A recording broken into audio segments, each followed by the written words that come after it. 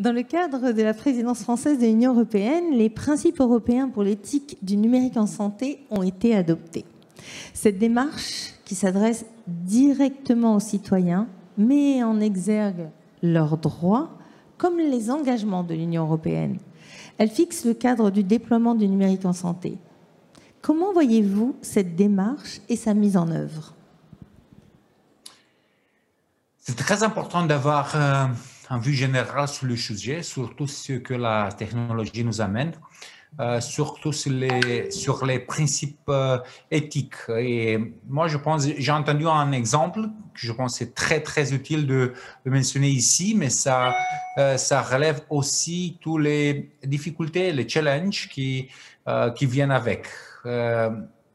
C'est un exemple d'une autre industrie. C'est pas un exemple de la santé, mais c'est un exemple très relevant pour nous, pour toute la dimension éthique, pour toute la dimension du progrès de la technologie. Du coup, on a par exemple, si on a une voiture menée totalement automatique, gérée pour une intelligence artificielle, qui rencontre sur la route deux voitures qui viennent en même temps. Dans une voiture, il y a deux adultes et dans l'autre voiture, il y a deux adultes et quelques enfants. C'est quoi la décision? Et c'est la décision qui va être prise par un algorithme, par une machine. C'est pas une décision, prise pour une personne. C'est la même chose. C'est la même chose en chirurgie. C'est la même chose en médecine, c'est la même chose pour tous les malades. Du coup, il faut très bien réfléchir en ce qui concerne l'environnement numérique, aussi le très important environnement éthique de tout ce que la technologie va amener, va révolutionner le secteur santé dans l'avenir. Monsieur le secrétaire d'État, je vous remercie beaucoup pour cet échange. Et nous avons maintenant le plaisir de nous rendre à Lisbonne, où nous avons la chance d'accueillir le docteur Ponciano Oliveira, membre du conseil d'administration des services partagés du ministère de la Santé du Portugal. Alors, docteur Ponciano, vous représentez la ministre portugaise de la Santé, Marta Temido. Nous sommes très heureux de votre participation car le Portugal a toujours été très actif dans le soutien à la mise en œuvre de la santé numérique en Europe. Avec les pays précédents, nous avons déjà abordé la collaboration en Europe en termes de réponse à la pandémie. Pouvez-vous, à partir de ce que le Portugal a observé, nous expliquer comment l'Europe a démontré son unité face à la pandémie en termes de santé numérique et de collecte de données? Que pouvons-nous apprendre de cette expérience? Well, thank you very much for the invitation, dear French Minister of Solidarity and Health, Monsieur Olivier Véran, dear ministers and member state representatives, dear colleagues, ladies and gentlemen. Good evening, everyone. I would like to start by welcoming this fruitful event about the theme Innovation at the Heart of Health, promoted by the French presidency at the Medintex organization. Thank you very much for the invitation to this closing ceremony, and I'm glad to be here. Before going into the topic, I would like to recall the COVID-19 pandemic period, its impact on the resilience of our national health system, and most importantly, the lessons learned from the sharing of our national experience at the European level. The inherent complexity of understanding how diseases interact with individuals emphasizes the need for public health tools that accelerate research, improves care, and supports policy planning and making. When thinking about innovation at the heart of health, I believe it's important to reflect that the role of data-enabled technologies in the next generation health and care. Since the health and care sector strongly relies on information to solve problems, data in healthcare definitely presents an opportunity to address the challenges that are currently placing our national health systems under pressure. This can be achieved by leveraging health information so as to support policy planning, decision making, and research and innovation. In other words, an opportunity to move towards an health promotion and disease prevention approach that is data-driven and patient-centered.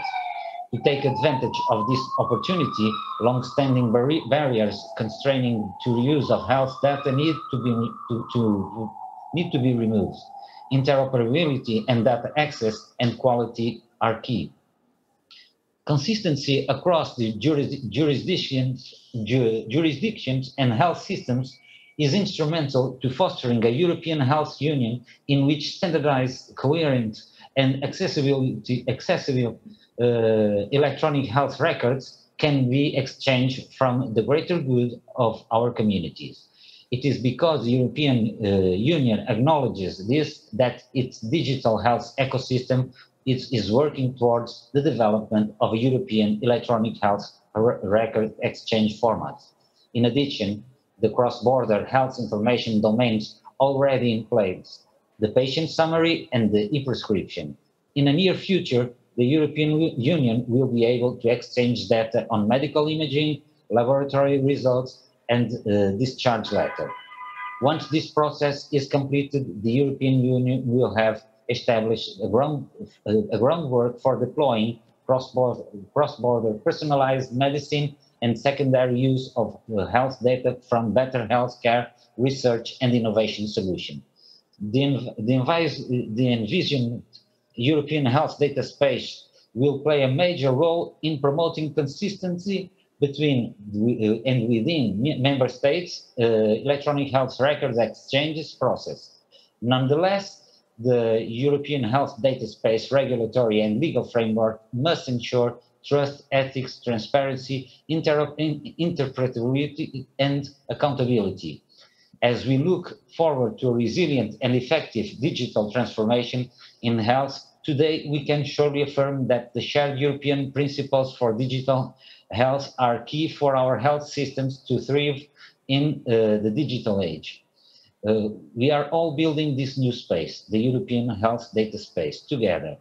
As such, we must also ensure that we can make the most out of the data usage and digital tools while ensuring the highest standards of trust and transparency. Having said this, we must all support the work promoted by the French presidency on European ethical principles for digital health, and we must all guarantee that the human and ethical principles that we achieved within the analogic world are preserved in the digital era. Next generation technologies developed within the European Union cannot enlarge the digital divide and cannot tolerate inequality in accessing to the best healthcare available. If we are certain that the digital world is bringing us many solutions and opportunities to overcome public health and care challenges, we must all be certain that those opportunities and solutions cannot result on lesser inclusion, lesser accessibility to care, lesser legal protection for citizens, and lesser ecological responsibility. Thank you very much. Merci beaucoup, Dr Ponciano, pour votre vision du Portugal. Je vous propose à présent de revenir à Paris. Nous sommes infiniment reconnaissants à chacun de nos intervenants d'avoir partagé cette perspective hautement européenne sur l'actualité récente du numérique en santé. Cela s'inscrit dans la perspective du futur règlement qui va permettre à l'espace européen de données de santé de prendre corps. C'est une étape qui nous a paru crucial de mentionner pour libérer l'innovation en santé grâce au numérique et aux technologies. Monsieur le ministre, sur la base de ce constat si important, notamment dans le cadre de notre événement qui a mobilisé ici, mais absolument tout l'écosystème, vous citiez tout à l'heure Paris Santé Campus et tant d'autres qui étaient bien présents, eh bien, puis-je vous inviter à conclure cet échange ?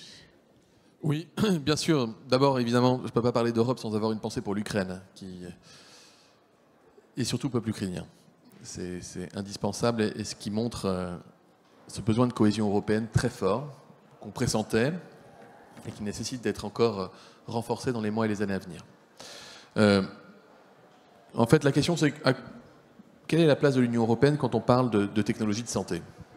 D'abord, quelle est la place de l'Union européenne quand on parle de santé? Puisque finalement, la santé, c'est l'apanage des États, c'est pas l'affaire de l'Europe, chacun a son système de santé, merci circuler, il n'y a rien à voir. Sauf qu'avec la crise sanitaire, on s'est rendu compte qu'en fait, sans l'Europe, on était beaucoup plus fragile. Ça a été dit par le collègue, je crois, finlandais tout à l'heure.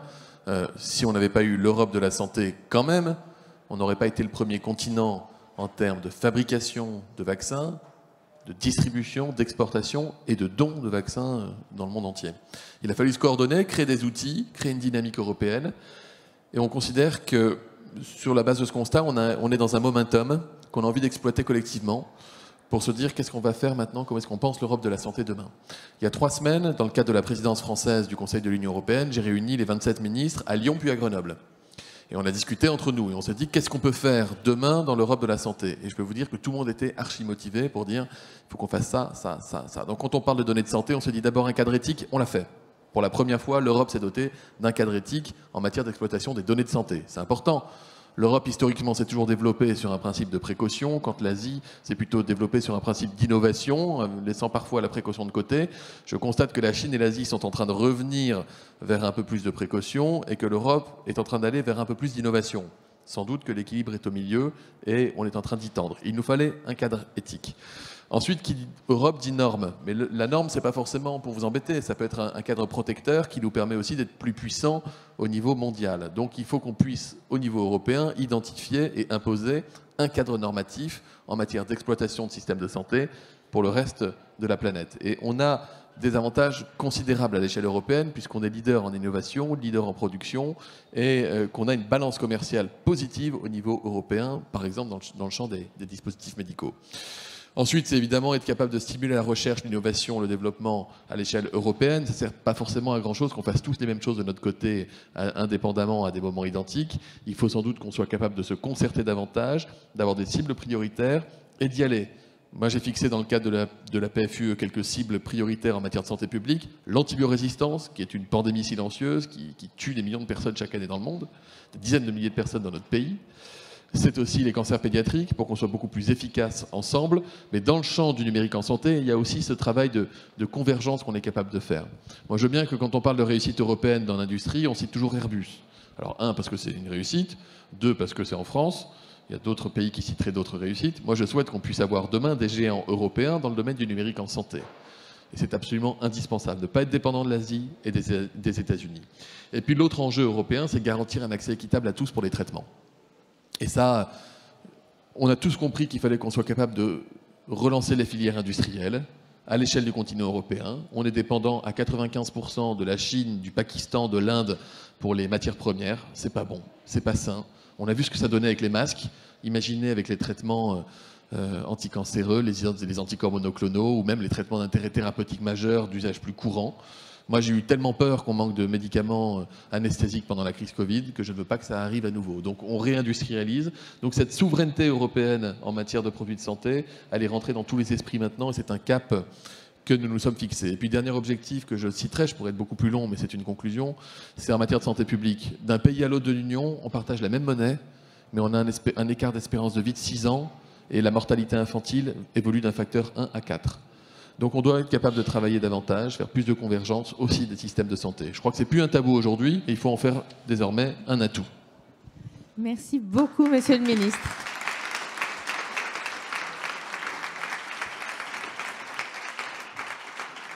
Merci infiniment. Votre présence nous a honorés et a placé largement la dynamique européenne du prochain rendez-vous de Made in Tech que nous organisons. C'est un moment clé pour la santé et son potentiel décuplé en matière de services aux citoyens et aux professionnels de santé grâce à Mon Espace Santé notamment, que nous avons cité. Merci encore infiniment pour votre présence et nous formulons le vœu que nous aurons le plaisir de vous accueillir de nouveau l'année prochaine ici.